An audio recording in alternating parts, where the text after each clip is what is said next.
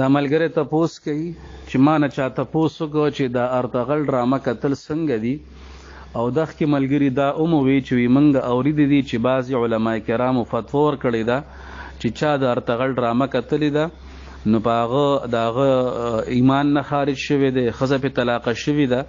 نو وی چې آیا د دې خبرې څه حقیقت شته او که نشته؟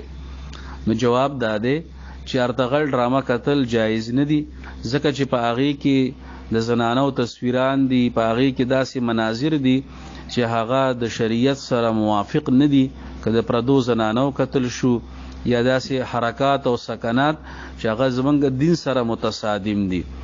او دویمه خبره دا ده چې په هغې کې د تاریخ هغه حقایق مسخ کړي شوي دي، هغه تاریخ په هغې کې صحیح نه دی پیش کړی شوی.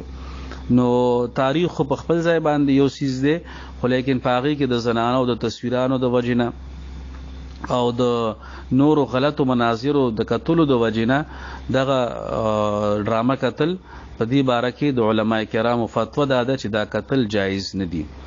باقی دا خبره چې چا دا ډرامه کتلې ده نو د هغه د ایمان نه خارج شوی دی او په هغه باندې ښځه طلاقه شوې ده، نو دا خبره صحیح نه ده. د دغې ډرامې کتل اگر چې ګناه دی خو لیکن کفر ته پې سړی نه رسي، ایمان نه خارج کیږي او ښځه ورباندې نه طلاق کیږي. دا یو بله فتوا راغلی وه د پب جي گیم باره کې چې په هغې کې هغه گیم کوونکې هغه خپل چې کوم روبوټ دی یا چې کوم دننه د هغه کس دی چې هغه د په بټنو باندې چلیږي، نو هغه کله بوتانو ته سجدې لګوي، کله د بوتانو نه پاور حاصلوي. نو په هغې باندې د فتوا راغلې وه د ایمان نه د خارج کېدو او د تجدید د نکاح دوباره د نکاح تړلو. هغه فتوا ده، هغه ارطغرل باره کې فتوا نه ده جي. دا چې چا خبره کړې ده نو هغه ته په دې خبره کې غلطي لګېدلې ده.